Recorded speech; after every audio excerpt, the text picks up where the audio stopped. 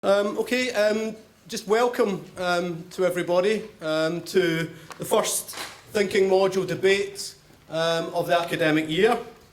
And as you can see, it centres on the motion, it's time for Scotland to become an independent nation state. And I think you'll agree with me that this is a very timely debate. It's very timely because in a year's time, almost exactly a year's time in fact, there will be a very important referendum on Scotland's future and indeed on the United Kingdom's future. And it's a referendum when many of you, certainly the younger members of the audience here, will be voting for the very first time.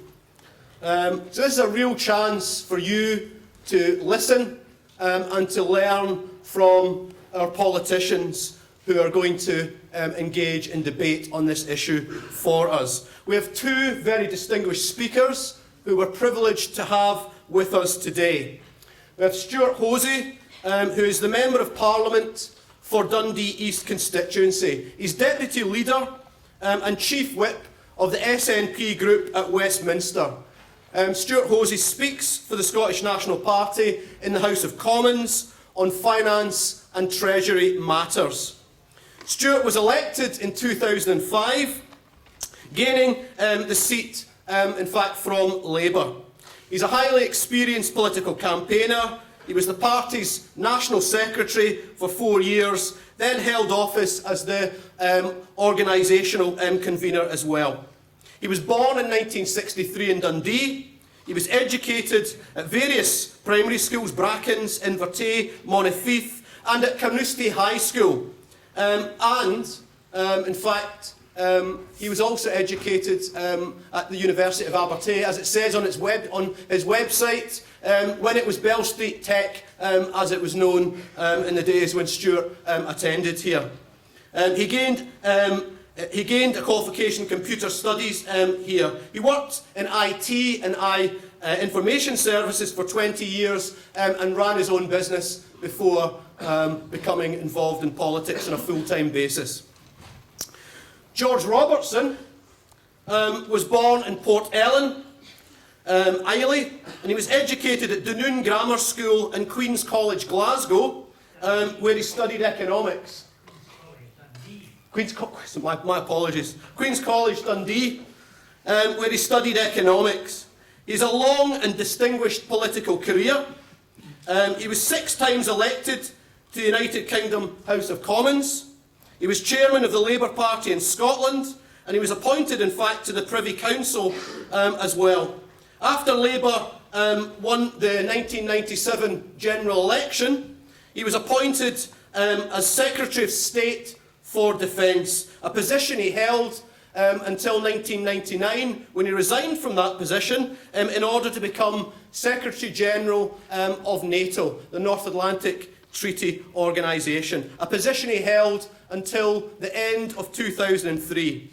Since then, he's remained active in Labour politics and in business life. He is very much what we might describe as being a Labour grandee, and he sits in the House of Lords as Lord Robertson of Port Ellen.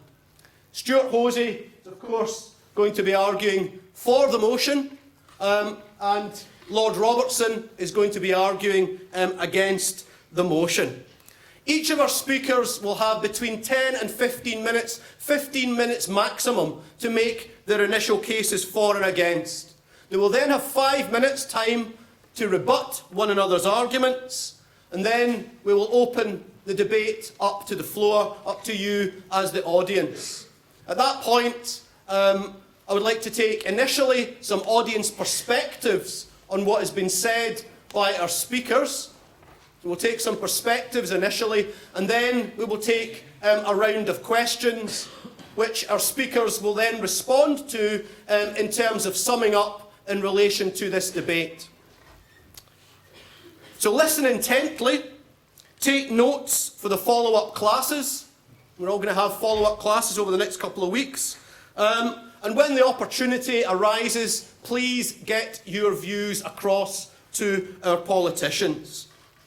Now, as is always the case with our Thinking Module debates, we always have an audience vote to begin with, and we always have an audience vote at the end of the debate. It's interesting to see if there's any shift in relation to the audience in terms of our speakers. So we're just going to have that vote now. You all have electronic voting devices, and we would like you to press. We'd like you to press 1 if you agree with the motion. If you agree that it's time for Scotland to become an independent nation state, press 1. If you disagree with the motion, press 2. And if you don't know, you haven't made up your mind yet, please press 3. And please do that now, just for the next minute or so.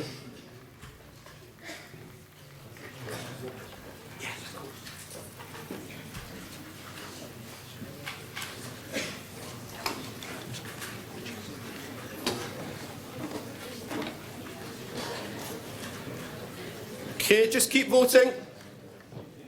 Just about there. Okay, the guys that came in late, you might want to get your votes in now, because we're going to close the polls very, very soon.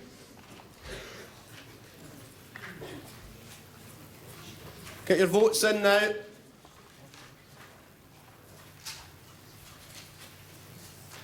Okay, everybody voted? Okay, let's see what the initial vote is going to tell us.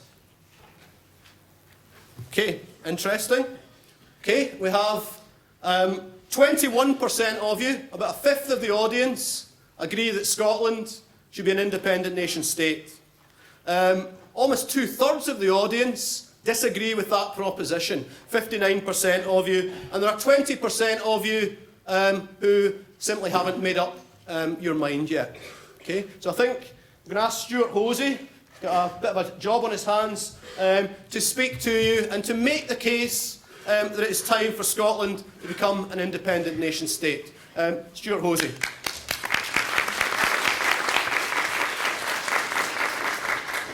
Well, thank you very much indeed. Can I just say from the outset, what I want to do today is, by and large, lay out the economic case for independence, because that's at the heart of many of the questions which are asked. Normally on the doorstep it goes like this, can we do it? And they mean, can we do it economically? Can we stand on our own 2 feet? Will we thrive and prosper? And I will argue and hopefully explain why that's the case. And I'll do so by dismantling all the myths that the No campaign use and have been using my entire political life. Indeed, the same arguments from the same people today that we were hearing in the 1970s.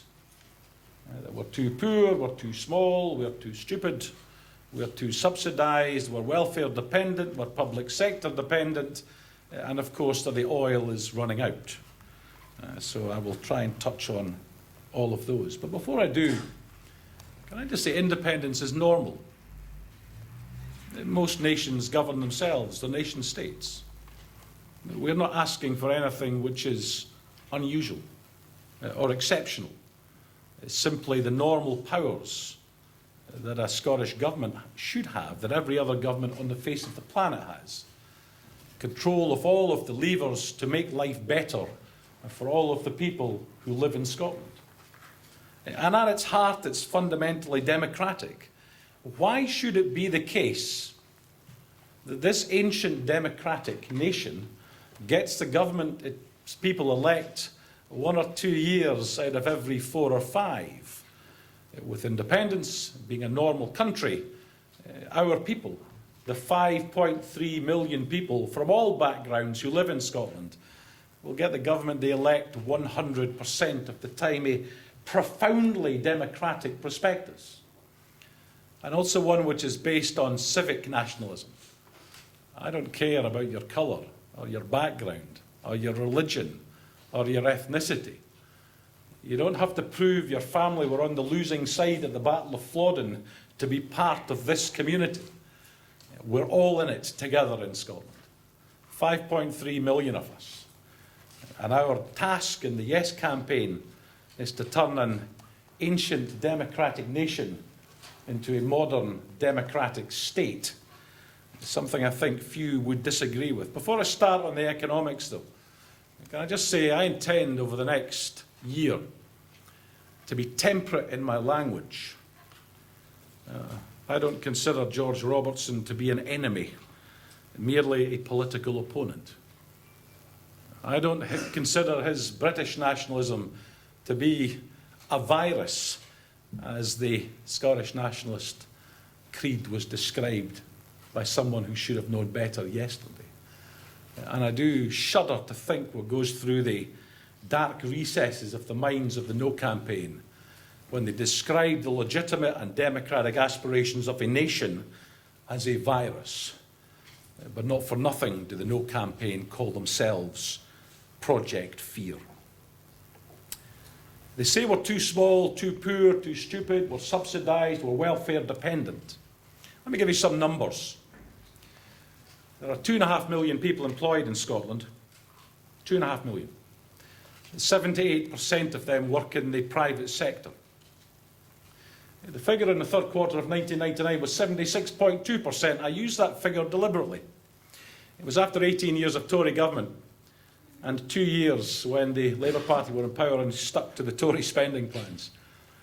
Even now, we have a higher proportion of our workforce in the private sector than we did in the third quarter of 1999.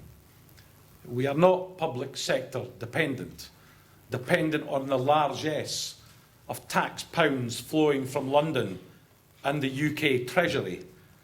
It was never true, and it certainly is not true today. And in terms of our economy, remember between 2010 and 11, we saw a record 4.8% rise in exports from Scotland, a further 1.7% rise the following year, another rise again in volume in the first quarter of this year. We export more than we import. The UK has a trade deficit, and a deficit in the trading goods of £100 billion a year. This is not an economy which is on its knees. This is not a poor, backward little place, as some would have you believe. Of course, those exports come from many sectors. I will talk a little specifically about oil, because it touches on the debate, not least because we're told, indeed we've been told since the early 1970s, that it's running out. So let's go with the numbers I think we can all agree on. These are UK figures, they're not Scottish Government figures. There are 24 billion barrels of oil and gas yet to come. There are higher estimates, up to 33 billion barrels of extractable oil and gas. Well, let's stick to the 24. That's valued at around £1.5 trillion.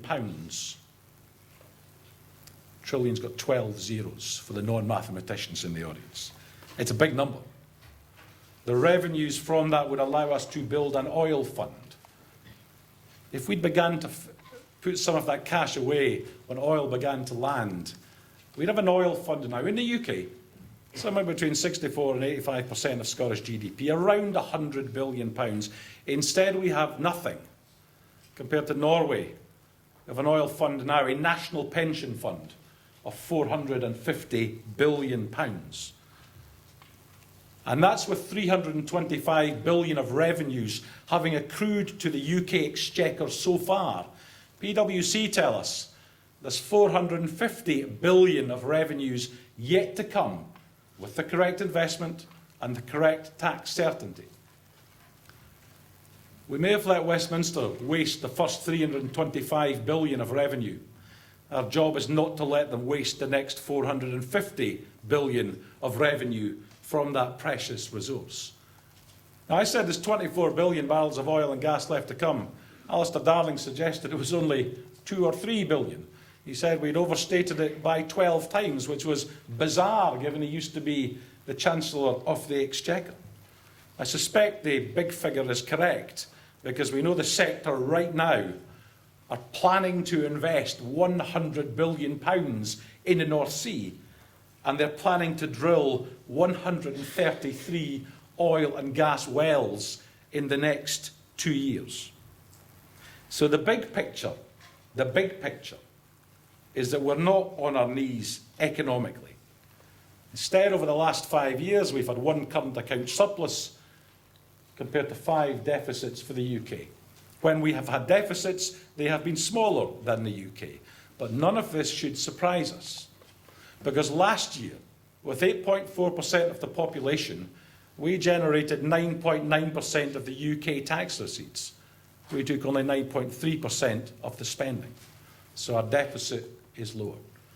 That meant last year we generated £1,700 more in tax for every man, woman and child in the country than the UK average. It's not just 1 year, though. It's not just 5 years. Over the last 30 years, we've generated £1,350 a year on average, man, woman and child, more than the UK average. So when they say we're too poor and we're dependent on subsidy, when they argue we have to pool our resources, there's only one pool, and it's from the surpluses and the relative surpluses Scotland makes being pooled into the black hole, which is the UK Treasury, year after year after decade after decade. Now, they will also argue, I've heard no campaigners do this, that we only want to compare ourselves against the rest of the UK. I want to say 2 things about that. Firstly, it's wrong, and I'll explain why in a moment. But if you think what that argument means, it means that those who are defending the Union, the British nationalists, say that we can be as poor as we like, so long as we're as poor as the people in the rest of the UK. What a lack of ambition, what a lack of aspiration, not just for Scotland, but for everybody who lives on these islands. But to put our numbers into an international context. 2 years ago, our comparable deficit was 5.4% of GDP. And that was better than the 6.5% GDP average of the 36 advanced economies the IMF monitor. It was better than the 7.5% GDP of the G7 countries. We were in a better fiscal state, more able to survive than the 7 biggest economies on the face of the planet in GDP terms. Of course, the final thing they tell us is that we're welfare dependent. A notion that there's structural unemployment higher in Scotland than elsewhere in the UK. Unemployment's lower. Youth unemployment is considerably lower. Employment is higher. And we spend 15% of GDP, 15% of our national wealth on social protection. That's benefits and pensions. The UK figure for comparison is higher. It's 16%. We're not welfare dependent. Indeed, we're in a better position to meet our obligation to future generations than the UK as a whole. So where are we? Well, as part of the UK, we are part of the 17th wealthiest country out of the OECD list. Not a bad place to be. With independence, we would be 8th. And that's our starting point. A country which pays its way now, which has the skills and talent to prosper as an independent country in the future. And we want to have no more than the responsibility for using all the tools every other government takes for granted. Because right now we lack the levers to turn potential into profit into prosperity, and to turn a rich country into a rich society. And I think at its heart, that's what this civic movement is about, turning a rich country into a rich society. You know, the way it's normally put, I know George Robertson has used a much more elegant language. He has said the atomisation of Britain will deliver no solutions whatsoever, none whatsoever, for the catalogue of global threats and challenges that must be addressed. The way it's normally put, less elegantly, is that there's not a single problem unionists see that independence will not solve. Let me turn that argument about. It says that to defend the Union, 18 years of Conservative government, 18 years of John Major and Margaret Thatcher, 18 years while we watched industries being dismantled, before our eyes was a price worth paying for Tony Blair and an illegal war in Iraq. I suspect there are few people in Scotland would agree with that argument. But at its heart, that's what defending the Union means.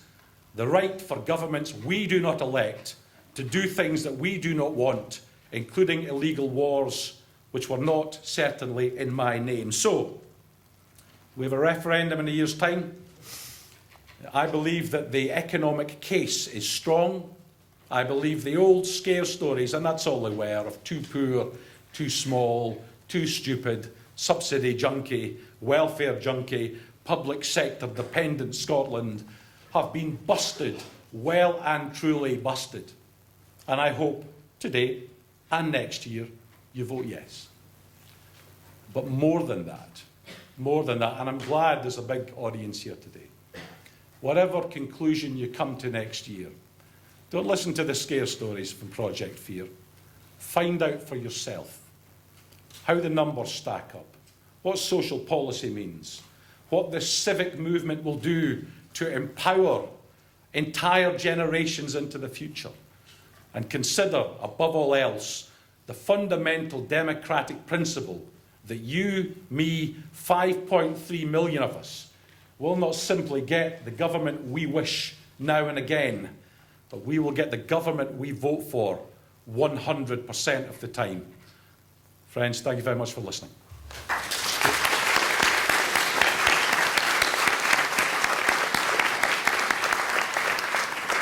Thank you very much to Stuart Hosie. I'd just like to invite George Robertson to make the case against the motion. Thank you very much for the invitation. Thank you all for coming here today. I understand that this is the first day of teaching in your course, so I wish you well in the studying that will be ahead of you. It'll be a tough grind, no doubt, but it opens your mind, it opens your futures very much. And this university, which in my day, as well as in Stuart Hosie's day, was the Technical College, Bell Street Tech, now a full university with its own great reputation, it's a good place for you to be. It was, I have to tell you, 50 years ago, next year, that I came to Dundee as a student. I lived in Diggs, just up at the top of Constitution Road, and I well remember what it was like to be in first year as a student in Dundee. I thought Dundee was a great place. I graduated in 1968. My wife, who previously worked in this college, comes from Dundee. And it was a rich student experience, I must say, that I had. And I still have great memories of the time that I was here. I believe passionately that this debate that is now going to take place over the next year, and in which you will have a vote, is really more than just about a vote on the 18th of September next year. It's about the future of this country, your future, and your children's future, and your children's future. You'll have a vote, and you're not just voting for yourself, you're voting for future generations. So it is an immense responsibility that is in your hands. There won't be any going back if people vote to make Scotland an independent nation state, a separate state.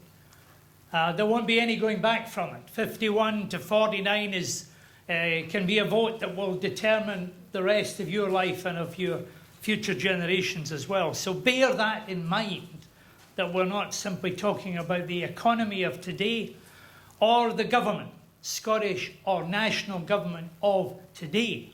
Whatever their benefits, whatever their attributes, however much you feel strongly about it, you're talking about the constitution of your country and whether we become a separate state and we break up the United Kingdom as we actually know it.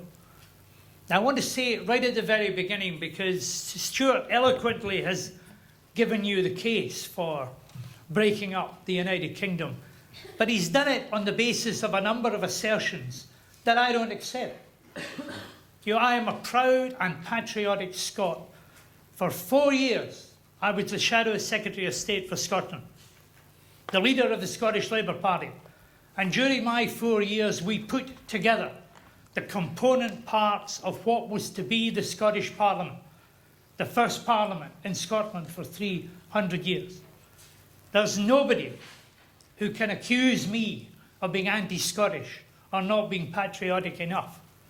And Stuart Hosie, who I know is a decent man and represents constituents in this great city of Dundee, says he's going to be temperate in his language and won't use some of the words that have been used. Well, I've had some rough times in my political life, which started at the age of 15, actually in the SNP, would you believe, for a year. And one of the current members of the Scottish Cabinet once called me a quisling.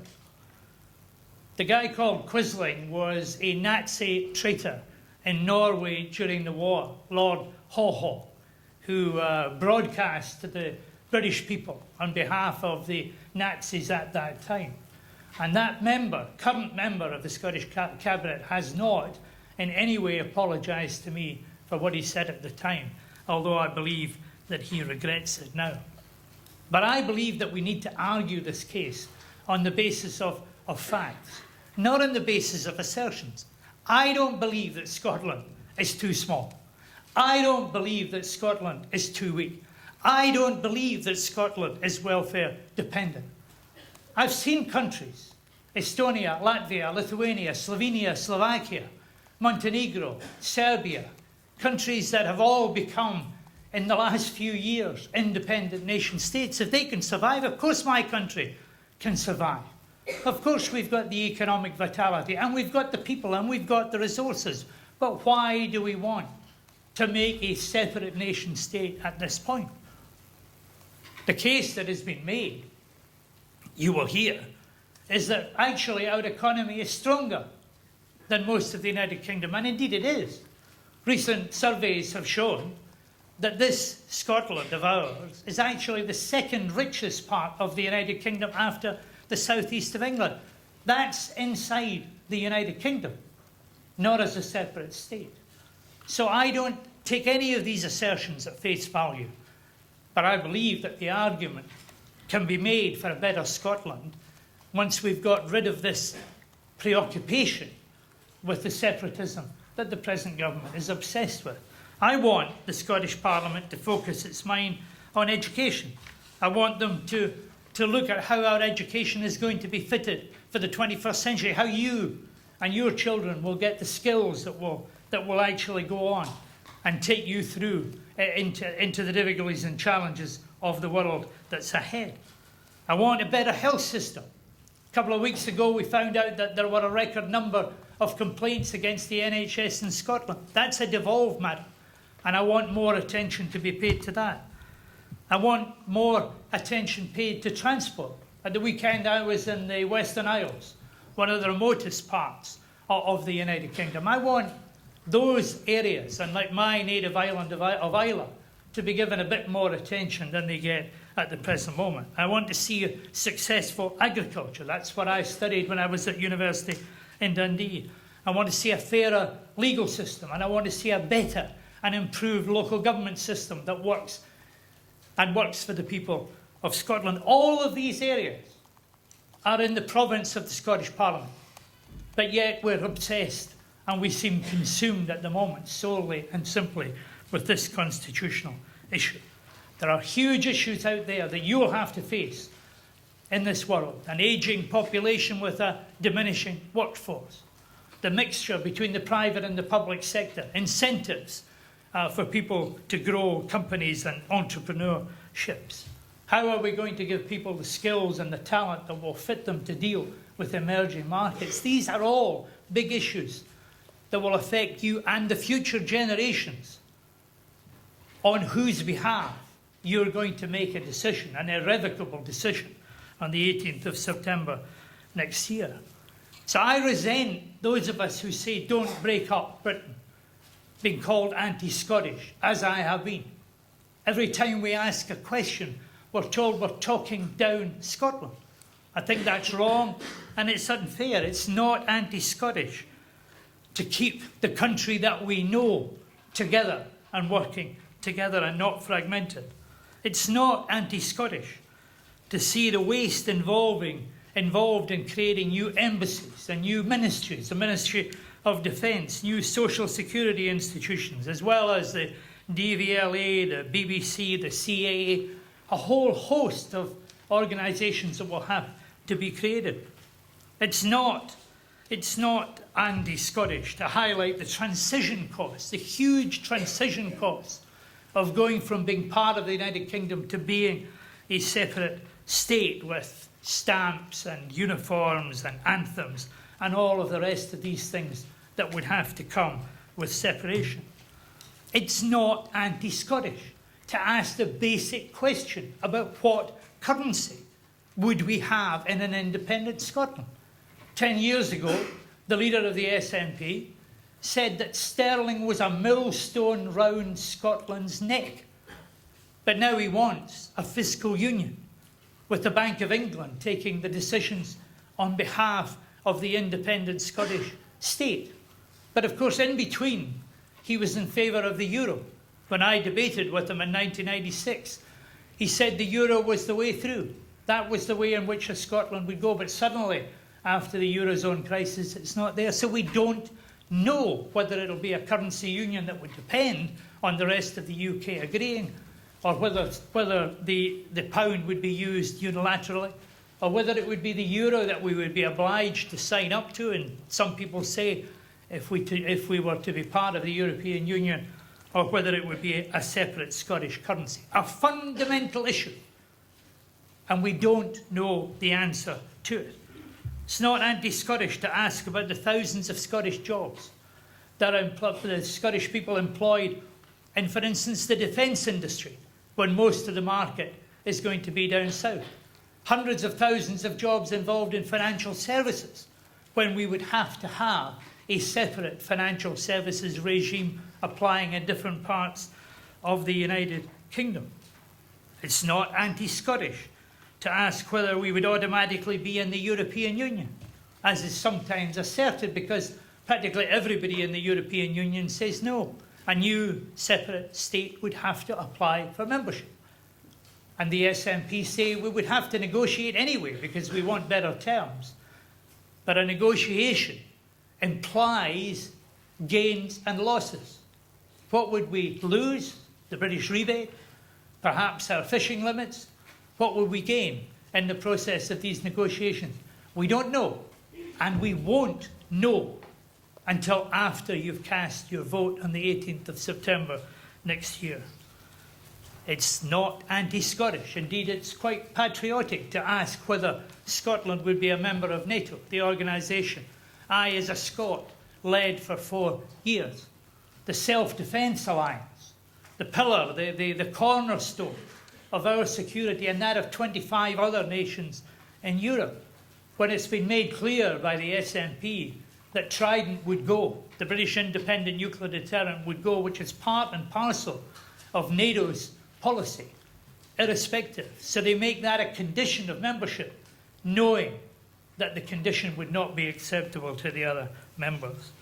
And of course, it's not anti-Scottish to ask about pensions. Now, that's in the distance from you, but not of your parents, and certainly not of your grandparents. And that's a big issue that's being talked about today, because they've made a promise, it would appear, that the retirement age will not go up to 67 in 2026, remember, in an independent Scotland. Another uncosted promise that's been made in the run-up to this referendum campaign. And frankly, you know, you're going to hear a lot more of these promises. There is no doubt at all about that. So why should we create an independent Scottish state? We're not a colony. Most of the countries that have become independent since the war were colonies. We're not oppressed. Nobody believes that we're oppressed. I'm sure there are people here from other countries other than Scotland here. Scotland's not oppressed inside the United Kingdom. We're not discriminated against. If you turn on your radio in the morning, you get the voice of Jim Naughtie. If you're interested in current affairs, you go to bed listening to Kirsty Wark on Newsnight. Every Sunday morning, the main starting point for the week, you've got Andrew Marr, who came from Invergowrie, just outside of Dundee, There are Scots at every level of government and public and private sector in the United Kingdom. All of them. Few of them perhaps going to have a vote in this referendum, but all of them proud Scots who've never been held back by the fact that they were Scots inside the United Kingdom. We're not disadvantaged inside the United Kingdom for whatever statistics we hear, and we hear from the nationalists. Actually, what Stuart said was Scotland's economy is actually doing quite well. Lowest level of youth unemployment, you said. Highest level of employment. We're the richest part of the United Kingdom outside of the South East, and we're in the United Kingdom, so we're not being disadvantaged by being part of a single market, part of a single country. And that's really worth bearing in mind when it comes to any decision that you take. There's no linguistic differentiation. There's no great cultural discrimination that might argue for it, like it does in some other countries. In Flanders and Belgium, they say, why can't we become an independent state? Or Catalonia in Spain, where 1.25 million people marched in the streets. They say they want to become an independent state, but they've got language and culture and all these sort of things. We don't have any of that, and we've got, in addition, in Scotland, a parliament of our own, handling all those domestic arrangements that matter to us and to the people of Scotland. Education from nurseries to universities, health, housing, local government, transport, tourism, agriculture, fisheries, and more. And indeed, next year, under the Calman reforms, more powers will come to the Scottish Parliament. And not only that, we'll have power over income tax, a big chunk of income tax and stamp duty, and extra powers to legislate in areas like the licensing of air guns. The Scottish Parliament, after the Calman reforms come in, will raise 30% of its own revenue in Scotland. All of these things have happened as well. Now, Stuart and the nationalists keep going on, and you'll hear it relentlessly repeated, that we wouldn't get the government we want, that we don't get the government that we voted for. And that's perfectly true, because the votes are spread throughout the United Kingdom. It's not always true.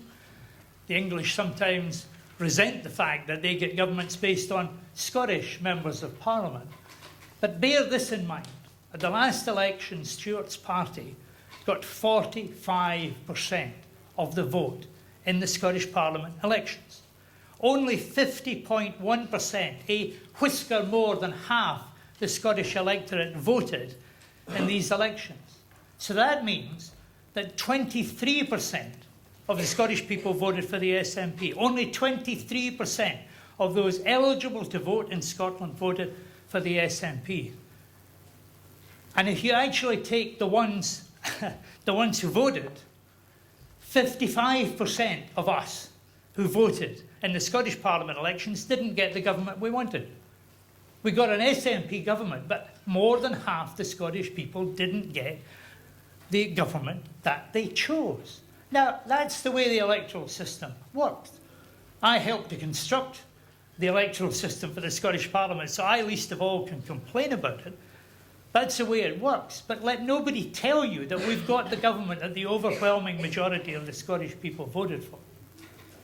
So when you come to cast your vote on the 18th of September next year, I hope you will spend your time interrogating those who say it's a simple, easy step for Scotland to go from part of the United Kingdom to being an independent nation state. It's not risk-free, it's not going to be easy, and it certainly isn't going to be cheap. But the decision at the end of the day will be yours. Ask the questions, by all means. Take a sober decision. And remember all the time that you're not just deciding for yourself, you're deciding for the future as well. Thank you very much for your attention.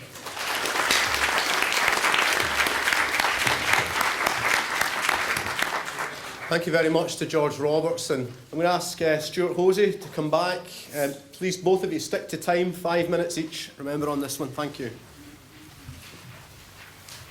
There were a great many things. I will not be able to rebut them all.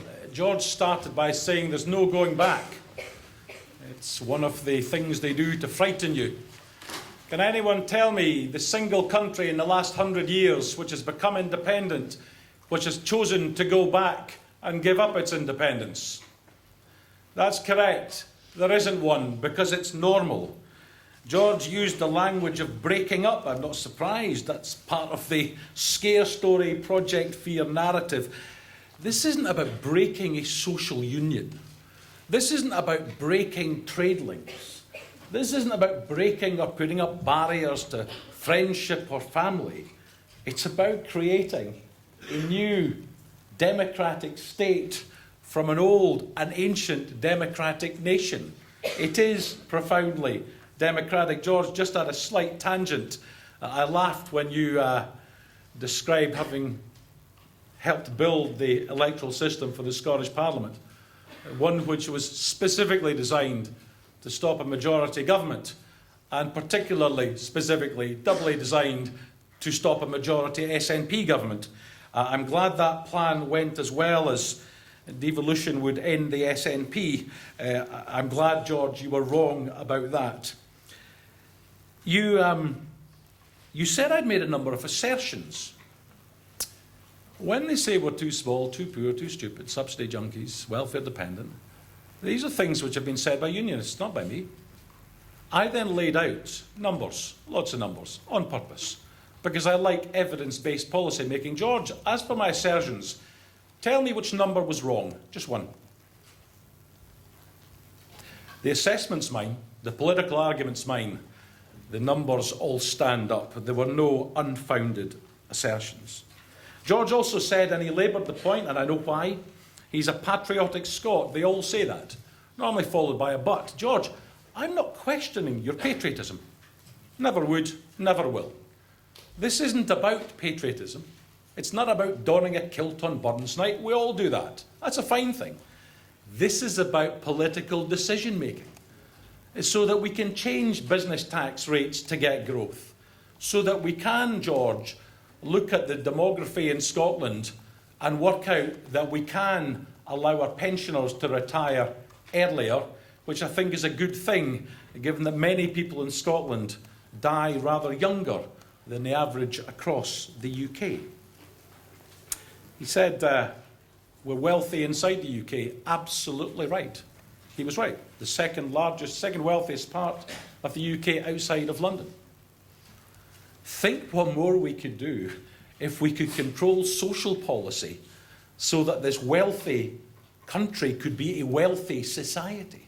Think what more we could do if we had control of business taxation to grow the economy yet further, to provide more jobs. I heard a Labour politician recently criticise me for supporting a lower corporation tax rate. He said, we need this to be sustainable. A modest cut in the headline rate is forecast to deliver 1.9% extra GDP over the medium term and 27,000 extra jobs over and above the ones we would have created. I would love to see that particular politician, no names, no pack drill, run around the people of his Glasgow constituency, telling all the mothers and grandmothers, fathers and grandfathers, that because he doesn't agree with the SNP, he's going to take away 27,000 extra job opportunities for unemployed youngsters in his constituency, because that's where that argument ends. George mentioned NATO. I'm not surprised. We don't have time to do the whole NATO debate. That would take the whole hour. But on the key point of nuclear weapons, George, you know this. You were General Secretary. There are only 3 countries in NATO with nuclear weapons.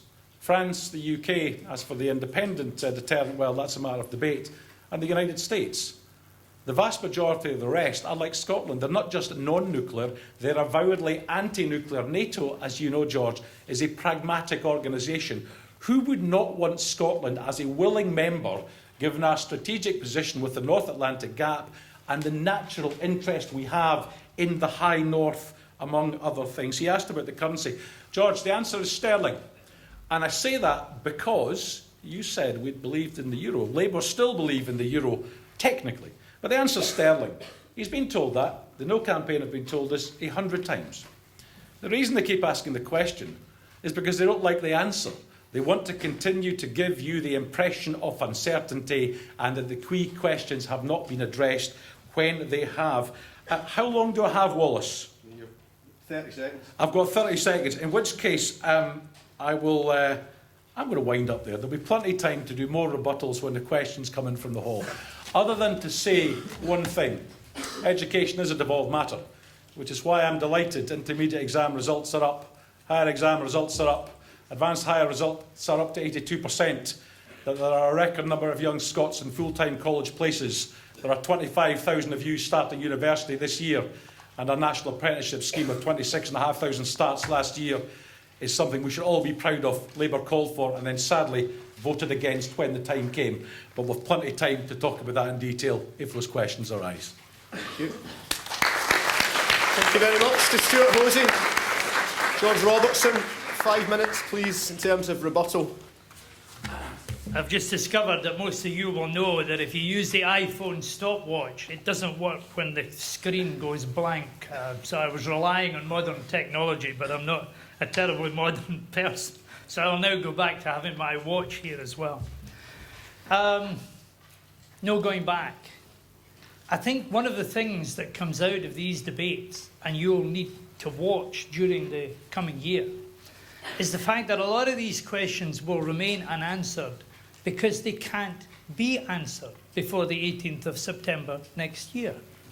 It's a fundamental point that you've got to bear in mind.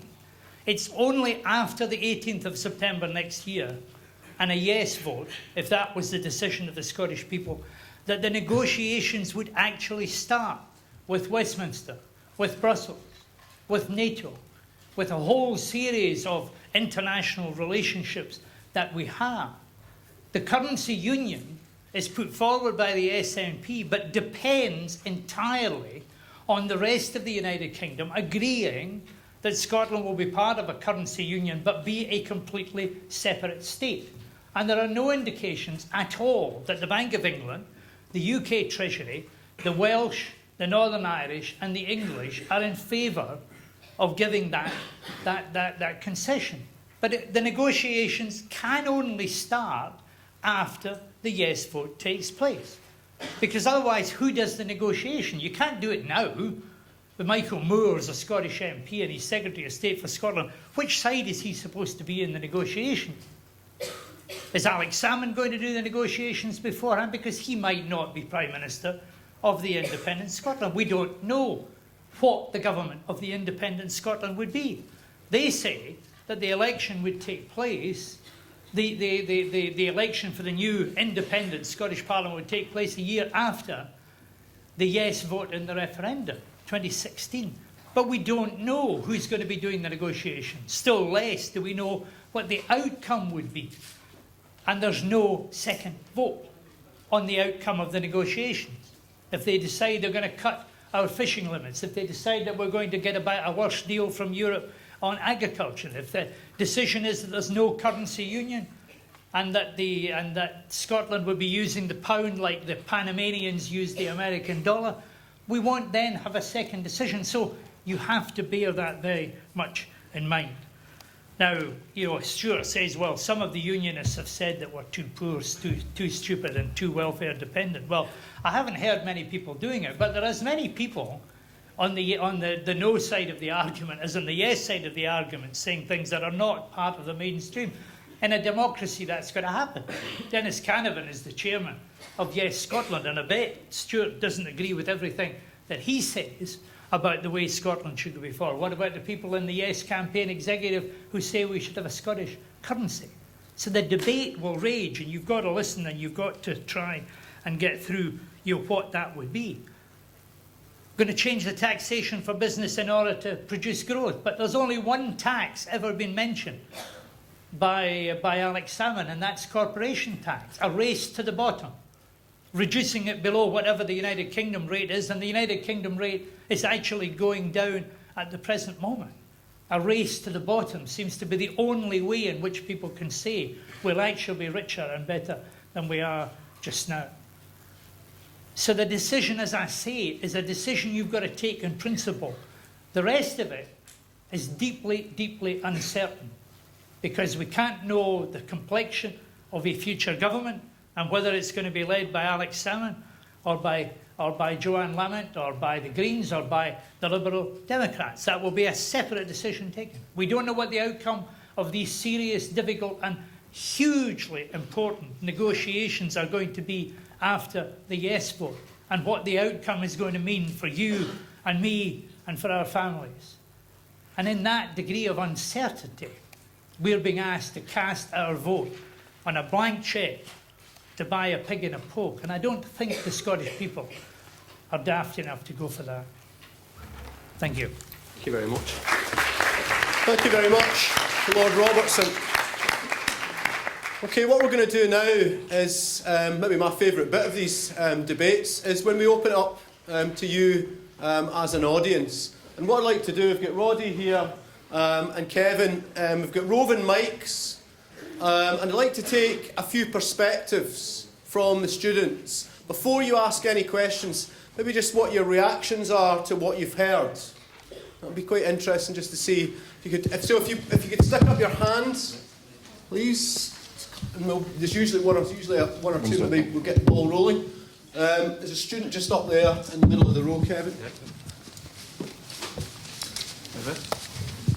So we'll just take a few perspectives, and then we'll maybe take some questions, which I'm going to ask our politicians to come back to in a form of summary, in summarising their argument and responding to you at the end. So there's a student back there, Kevin. Just stick your hand up. Hey, my name's Callum Brunton. I'm studying criminology, and would you agree that we've had a two-party state system for the last 15, 20 years in the UK Parliament? We're only Labour or Tory is one. Yeah. Well, I was just thinking some of the decisions that those governments have made massive impact on us, and we haven't really had that much of a say in who gets to. And who runs the country. I'm pretty sure the majority of Scottish people didn't vote for David Cameron or Tony Blair or Margaret Thatcher, yet their policies have affected us greatly. Would you agree on that? Okay, thank you very much. I'll ask them to come back on that just at the end. Okay, thank you very much for that perspective about the nature of politics in the UK. Anybody else? Students? Give us a student down here. Hi.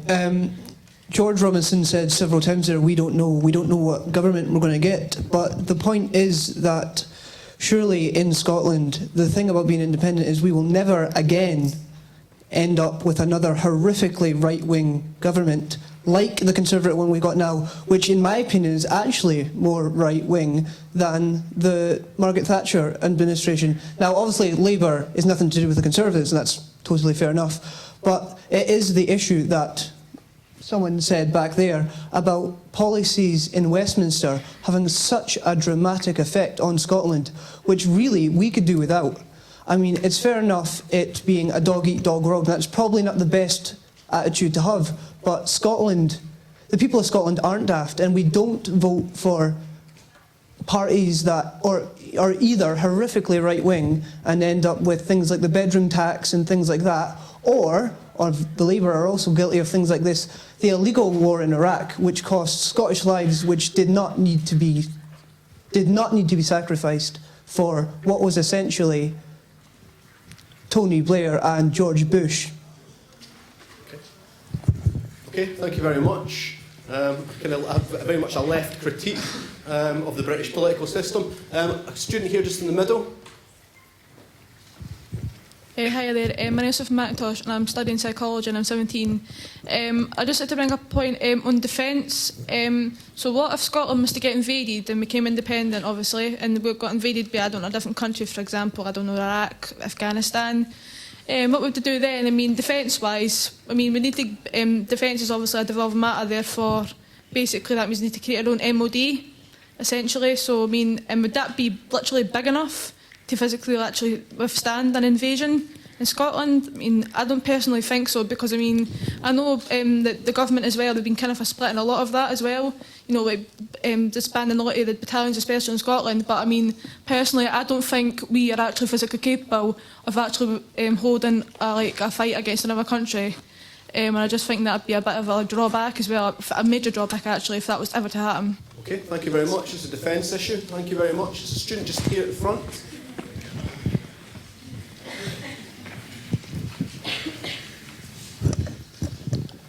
A few points. My name's Donald McPhail and I'm studying sociology. I'm in my first year. A few points. I want to not be personal or anything, but just maybe say something about the defence issue that just came up. In what world would any country decide to attack Scotland?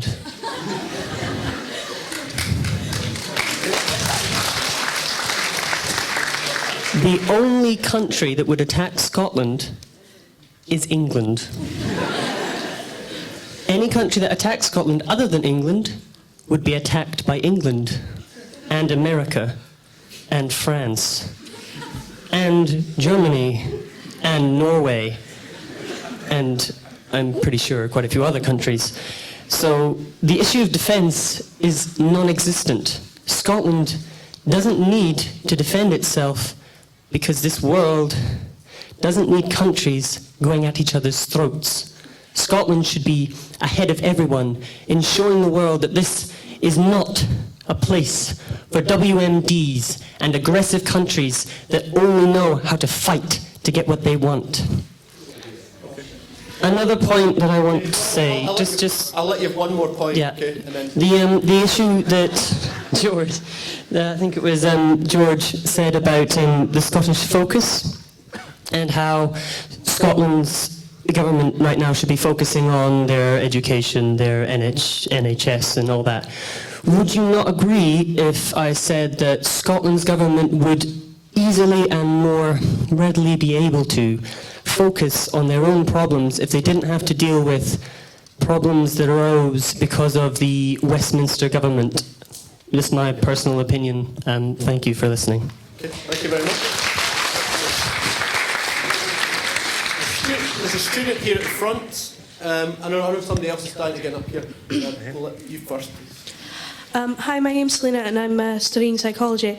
I just want to make a point that you keep going on about we're all part of the UK and such, but we were given our own parliament and we were given some of our own devolved powers. If that had continued and we were still part of the union but given like Devo Max, would that not have then avoided all this, tension completely? Because then we'd still have control over our own destiny, as it were, but then we'd still have the same defence and the same security net that we'd have as part of the UK.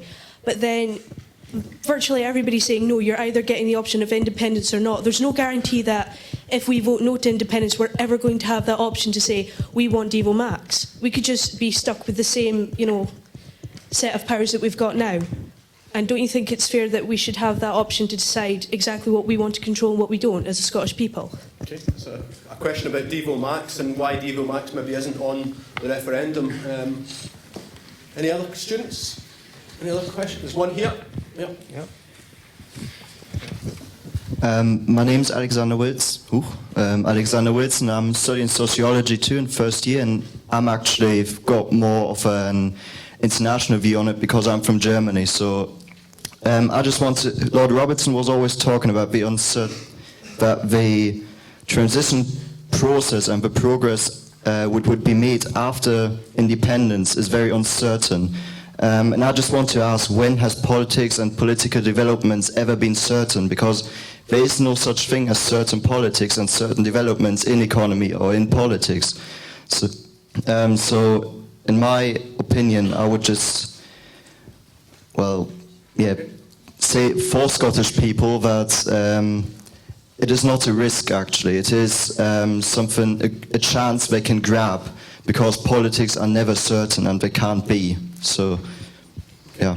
Okay, quite a kind of wider point, a philosophical point really about the nature of politics and uncertainty in relation to politics. Anybody else? Other students? There's a student here got a hand up in the middle. Either questions or perspectives, just what you think really. Mine's a little bit of both. I was really excited about this debate today because I don't really know much. I've not heard much about independence that would interest me, and I was slightly disappointed because what I've heard today, I've heard over and over again, and it's the same points that are always being brought up and the same arguments that are being made. But I think that that Lord George made a fairly good point. We don't know anything. It's the daily running of life that we really want to know about.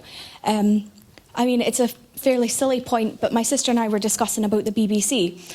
We watch a lot of Doctor Who and Sherlock, and we were sitting there going, oh my gosh, what happens if we become independent? We don't get these shows. And it's silly things like that, but it's the bank control and the money, and it's all the little things that add together that we really want to know about. Okay, the sort of dynamics of everyday life in an independent Scotland, really, and then just maybe looking for more detail in relation to that. Are there anybody else who wants to? Goodness me, we've got quite a few. We'll take the student just there next to you, and then we'll take that student up there. I'm Ellie. I'm studying psychology and counselling, but I studied Scottish history last year at Angus College, and it's about the culture of Scotland. Well, what George Robertson said is that Scotland doesn't have a culture or language, but we did have a culture and our own language before the Union, and I think that that's been forgotten about now. Okay, the whole question of sort of language and culture, and Scottish culture, and how that existed before the Union, and maybe with the Union, what's happened to that. Very big question, some of these questions. Student there. Yep. I'm Kirsten and I'm studying criminology. What I'd like to say is that I think that voting yes would be a step for democracy, and mainly that's because in the UK general election, Scotland voted for Conservatives, only 16.7% of us did, and for Lib Dems 18.9%. But they are ruling us, really. They get to decide quite a lot what happens in Scotland. Also in the House of Lords, there's 26 seats for bishops just because they're members of the Church of England. And that's got nothing to do really with Scotland. So if we were independent, we'd have more choice about what happens. Okay, thank you very much. So, good point. Good point about democracy, and a question about democracy. I'll just take two more. And I know there's been a lot of, and our politicians are going to have to come back. And I'm aware that you're probably not going to be able to come back on all of these questions. But I'll just take two more because the students really do want to get in here. Yeah. Just a short one, please. Yeah, a lot of what the SNP have said have gone, on the basis of the fact that we do have a lot of oil left, but it's not an inexhaustible resource. It is going to go eventually. It might not be in my lifetime, it might not be in my son's lifetime, but eventually when we plan for the future, what does the SNP propose happens once the oil's gone? Because the whole argument predominantly there was regarding it's okay, we've got oil, but it's not going to be there forever. Okay, a big question about the oil and about the economy. Yeah. Okay, thank you very much. And the last but not least, the student here. I'm sorry if I've not managed to get you all in. You will all be able to discuss this at much more length in relation to the follow-up classes. And bear in mind there will be another debate in 2 weeks' time. Student here, you've got the last word here. Hi, I'm Mark. I'm doing criminology. Stuart Hosie's already pointed out that Scotland's in its prime. Education's high. Employment's looking good as well. George has already backed this up, and he said that Scotland has got the potential to be independent, and it isn't too small and weak. And but in truth, right, he doesn't dispute that it's not strong enough. So, what's holding us back, really? Okay, thank you very much. Final point. Thank you very much to all of the. I wouldn't like to be one of these politicians who are going to have to answer that array of questions. But I'm going to ask both of them to come back just in a few minutes to kind of try to answer some of the points that were raised and to try to sum up their argument, okay, about why Scotland should be independent or why Scotland should not be independent. So I'm going to ask Stuart Hosie to come back first, seeing as he spoke first in relation to the debate. Okay. In no particular order, but I think I've got them all answered. In terms of culture, we've 3 indigenous languages, Scots, Gaelic and English, and we have many, many, many other more languages and cultures. And that melting pot is a huge strength for Scotland, where we have the indigenous cultures which are vibrant and which must not be ignored. and the new cultures, new Scots from around the world who add to this land of ours. Yes, whoever said it, this is a step forward for democracy. It's not all about oil. I was very clear to say that, and let me give you another number on top of that. Without oil, productivity in Scotland is 99% that of the UK, almost exactly the same. With oil, it's 118% of the UK's productivity. But what you do is you harvest the oil, you use it sensibly, you invest the surpluses in an oil fund, like Norway, who now have a situation in some years where the value of dividends from their oil fund is bigger than the oil revenues themselves, because they've invested only since 1996, when they started populating that fund. They are now in a position with a £450 billion ethical fund, where they own nothing but they invest in many things, that their oil will last forever and help fund their economy as it transfers from energy to other things, and that's what we need to do. The question was about economic strength, which George agreed with, and the question was what's holding us back. The answer is absolutely nothing, except the yes vote next year, when we can have the powers to use the resources and the assets and the talents to benefit all of us. The first question was about the two-party political system. Absolutely right. Not only did we not vote for the Tories under Thatcher and Major, there were no Tory MPs left in Scotland at all. The people who voted for David Cameron, and indeed for the Liberals before they did what the Liberals did and went into power with the Tories, it was very small indeed.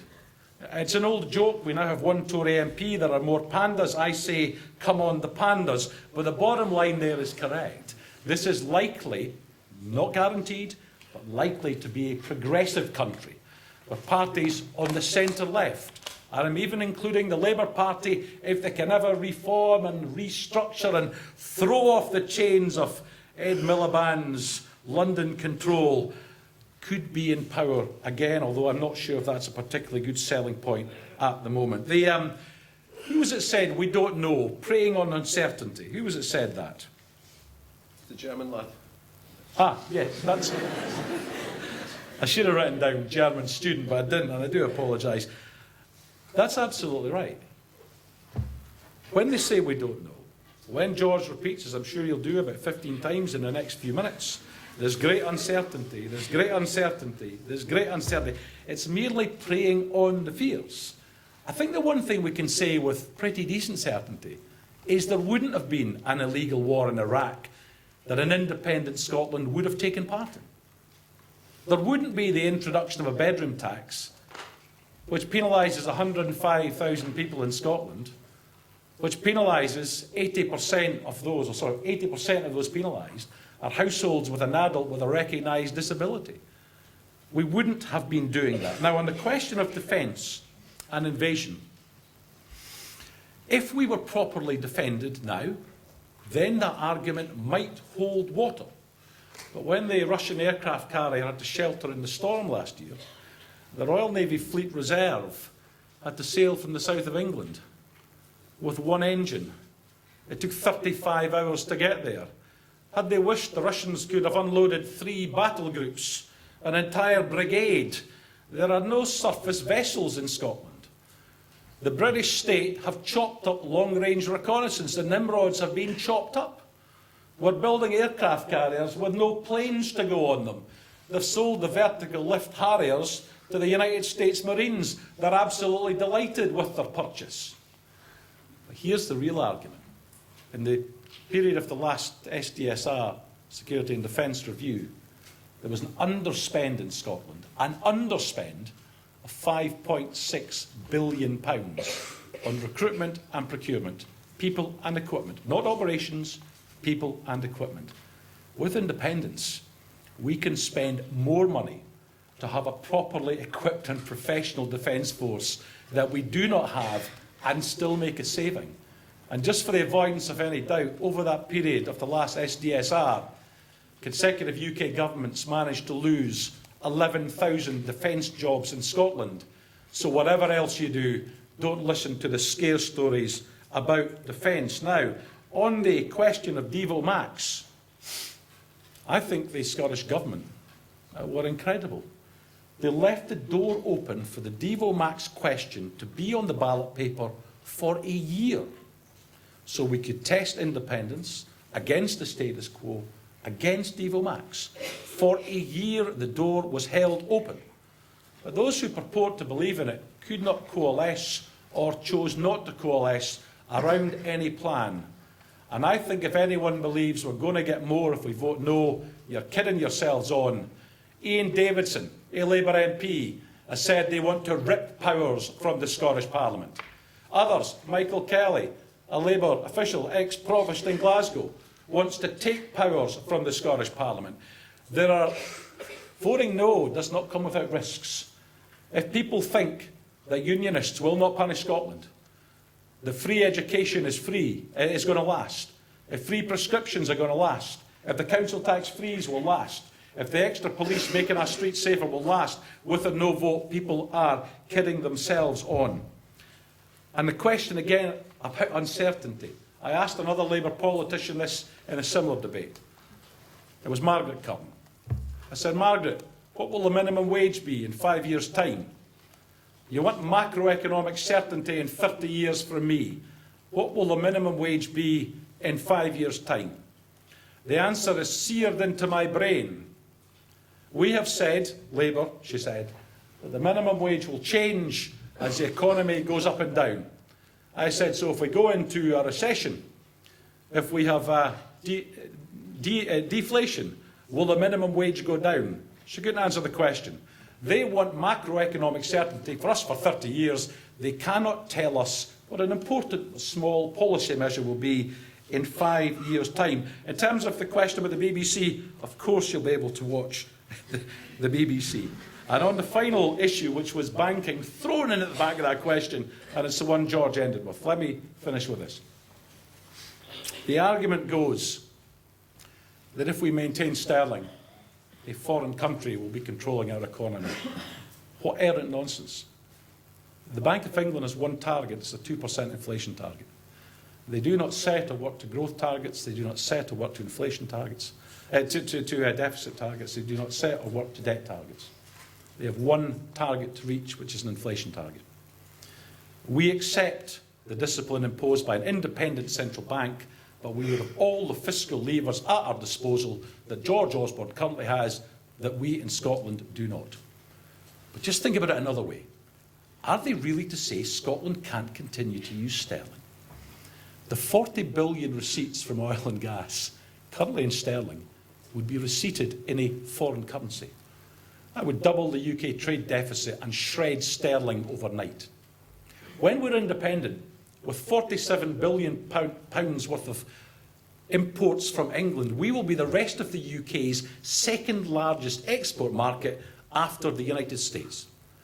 Are unionist politicians really going to run round every business in the rest of the UK saying we are going to put additional transaction costs on the best part of 50 billion worth of trade, with all of the job losses that that implies, just to score a political point in the run-up to a referendum? Sterling's our currency too. We contribute to it, we'll continue to contribute to it. It works for both sides, which is why Alistair Darling actually said a currency union is sensible and desirable, and I'm certain when we get the heat of the referendum out of the way, that's precisely where we'll end up. Thank you very much for listening. I hope I've answered all the questions. Thank you very much to Stuart Hosie. I'm going to leave the last word to Lord George Robertson. Covered a lot of ground there, and I understand that it's not going to be easy to reply to all of these points. One can only try, and I can understand those apprehensions, and I can understand the questions that are there. You know, the lady up there who mentioned daily life. At the end of the day, that's what people are actually going to worry about and think about. Well, maybe you'll be able to watch the BBC without cost, although that's not particularly guaranteed. But the nationalists want to create a Scottish Broadcasting Corporation.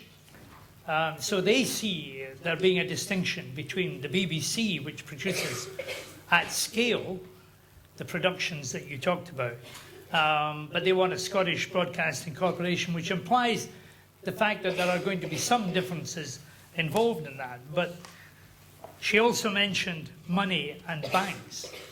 And at the end of the day, people are going to worry about that. What is going to be the currency for this country if we were to become a separate state? And it's all very well Stuart, Hosie and other nationalists saying, well, the pound is our pound at the present moment. We've got a right to it. But they're talking about a currency union. Now, there is a currency union in the world today. It's called the Eurozone. And that's a lot of different economies crash together. And we've seen what happens in the Eurozone. Because they all adopted the euro, Greece and Ireland and Portugal and Spain are having to accept strictures on them that have been imposed by the European Union centrally. Mrs. Merkel, who was re-elected last night, a record vote for her Conservative Party in Germany, is one who said, we're not going to bail out these countries who have been profligate when we have been conservative and we have been playing safe. So if you want to know how a currency union operates, look at the Eurozone. And also recognise that a currency union based on the Bank of England, because that's what the SNP are saying, is really the property of the Bank of England after you create your independent Scottish state. So we do not know the answer to these questions, and people who claim that they do know the answers to these questions are simply kidding you on. Yes, you can adopt the pound, like the Panamanians adopt the United States dollar, but you've then got no lender of last resort. If your Scottish banks get into trouble, then there is no Bank of England there to back you up and to save you. So if you want really to know the nuts and bolts about what might happen, just think about if it had been an independent Scottish state and Royal Bank of Scotland and Halifax Bank of Scotland had got into the trouble they got into, there wouldn't have been an Alistair Darling as Chancellor of the Exchequer willing to hand out billions and billions and billions in order to rescue these banks. So it's hugely important what currency people will have their wages paid in, what their pensions are going to be paid in, and whether their banking system is going to be robust, and whether or not the decisions about Scotland's fiscal policy will actually be taken in Edinburgh, or more likely be taken in Threadneedle Street in the Bank of England. Defence. Well, I remember back to my student days when I used to wear a Campaign for Nuclear Disarmament badge as well. NATO is a very important organisation. The SNP ditched 80 years of policy on NATO because they said they wanted to join NATO. Now, why do they want to join NATO, and why do 26 other countries want to join NATO? Well, some of them, maybe living on the Russian border, think they might be invaded, though the invasions that take place tend not to be the normal invasions. Estonia had a cyber attack just 2 years ago, massive cyber attack there as well. So today's enemies are a bit different from the previous ones. We're not going to be invaded by France, and we're not going to be invaded by England. But collective security is about more than a physical invasion. It's about dealing with terrorism. It's dealing like the kind of enemy that comes out of the sky on the 11th of September 2001 and destroys buildings in New York and in Washington. It's about what happened in Kenya over the weekend, where a bunch of Somali guys come across the border and shoot up a shopping centre because Kenya has troops in Somalia trying desperately to deal with the overspill from that failed nation state. So failed nation states, the proliferation of chemical, biological and radiological weapons, the spread of international terrorism, the way in which organised crime across international boundaries are threats. That's why people believe that NATO, as an organisation, gives them a sense of collective security. But NATO makes it absolutely clear in its strategic its strategic concept, which was agreed only 2 years ago, the supreme guarantee of the security of the Allies is provided by the strategic nuclear forces of the Alliance, particularly those of the United Kingdom. The independent strategic nuclear force of the United Kingdom and France, which have a deterrent role of their own, contribute to the overall deterrence and security of the Alliance. And it says, we will maintain an appropriate mix of nuclear and conventional forces. Every one of the countries, the 28 countries in NATO, sign up to that. But a party that says unconditionally they will do away with the United Kingdom independent deterrent is hardly likely to sign up to that. And yet they say it's unconditional. So our chances of being in NATO when they take that position is very limited. And therefore, although never would say that we're risking being invaded by another country, there are security dangers in the world every day that we face in the future. And NATO is the collective security organisation of choice. The guy over here was saying that, you know, we didn't vote for Thatcher and we didn't vote for Major and we didn't vote for Blair, you said. Actually, the people of Scotland voted for the Blair government at each of the elections. And indeed, in the last election that Tony Blair won, which was after the invasion of Iraq, actually it was Scottish MPs that made the majority. England didn't get the government it chose because they voted for the Conservative Party, but the Scottish votes and Scottish MPs actually gave it to us. And I know it's a wee bit of a cheap spot here because Stuart's a bit younger than I am. I was in the House of Commons in 1979. I was there the night that Jim Callaghan was Prime Minister, way before your time, when Jim Callaghan had a vote of confidence and lost the vote of confidence and Margaret Thatcher became Prime Minister. There was an election in between, There was an election in between. She had to win an election. Aye. She didn't become Prime Minister that night. The Labour government lost the vote of confidence thanks to the SNP vote. A majority of 1 against the Labour government, with the SNP's 11 MPs voting against the Labour government at that time. And she won the subsequent election, and 18 years of Tory rule you've passed on that. But it's a small historical detail I'll give to you here at this point. But the fact is, you know, if you're in any electoral system, even in a Scottish electoral system, you won't necessarily get the government you choose. As I say, only 23% of the Scottish potential electorate actually voted for the SNP. In 1997, when I was leader of the Scottish Labour Party, and proud to be leader of the Scottish Labour Party, we got 46% of the vote. That's the biggest percentage that Labour has ever got in Scotland, bigger than any other party, 46% of the vote on a 73% turnout. So, you know, I think we need to sort of look at that in a broader sense than just simply focusing on Scotland as well. Devo Max, you asked the question about more powers for the Scottish Parliament. As I say, a big raft of new powers will come to the Scottish Parliament next year, irrespective of the independence result, with big powers on income tax, on air guns, on stamp duty, and a host of other things as well.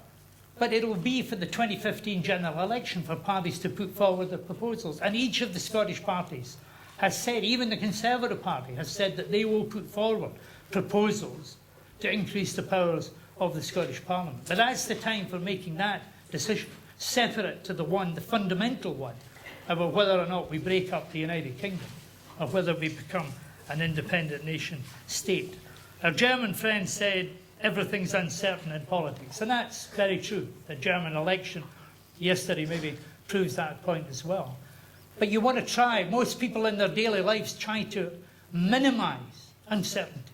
You don't know what you're going to get at the end of this year in terms of your studies. You don't know what kind of degree you're going to get at the end of it, and you don't know what kind of job, if any, you're going to be able to get it at the end of your academic career. But you try to minimise the uncertainties by working hard, by getting good marks, by getting a good degree, by watching the job market in advance, So minimising uncertainties is part and parcel of our lives.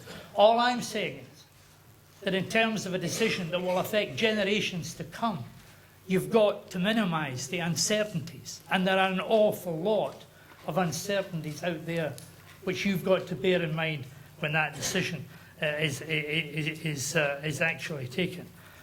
Stuart made a point that I invented the electoral system for the Scottish Parliament. And I did it. Actually, it's a bit unfair, the Liberal Democrats and we established it. And yes, we wanted to create an electoral system that would not give a majority to any party unless they got more than 50% of the electorate. I was wrong in that respect, because the Nationalists got the overall majority on the basis of a 45% of the vote. But the motivation was to make sure that no party, the Labour Party, the Liberal Party or the SNP, would actually get a majority. And we had two coalition governments in Scotland who were the ones that abolished the bridge tolls, who introduced the smoking ban, who helped the NHS, who first of all introduced the council tax freeze, and the free care for the elderly, all introduced by the Labour-Liberal coalition of that time. So I hoped that it would kill the desire for separatism stone dead, and I made that point, and it keeps being thrown up by people who used to say free by 93. But I believe that at the end of the day, people in Scotland, I hope, will vote to keep the United Kingdom, to move forward on progressive policies, to stand united with the other people in the United Kingdom in creating a better, fairer society with a lot of clout in the world. Thank you very much for your attention. Just like to say thank you very much to both our speakers. A big Abertay thank you. Really excellent. And as always, tradition with these debates, we're going to have another vote. Okay, so I'm just going to move us on. And please now vote again. Do you agree with the proposition it is time for Scotland to become an independent nation state or not? If you agree, press 1. If you disagree, press 2. And if you don't know, press 3. Please vote now.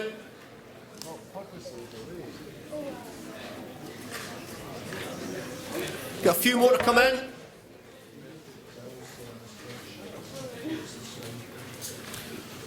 Okay. Let's see what the difference is. Okay, we're going to have the big reveal.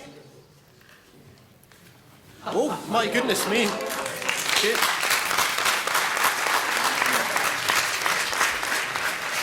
I have to say, just I'll read out the result to you if you haven't seen it. We have now 51% of you. There's been definitely a swing in favour of independence. 51% of you agree, 38% of you disagree, and 11% of you don't actually know in relation to this debate. And there's the voting result as well for you. You can maybe see. Oh no, that's the wrong. That is not the vote. There's the result there. And we'll put this up on the university website. There's a film of the debate that will be going up on the module website as well. So you'll be able to look at the debate again and go through the arguments again. Thank you very much, and thanks to our politicians for an excellent debate. It was really excellent.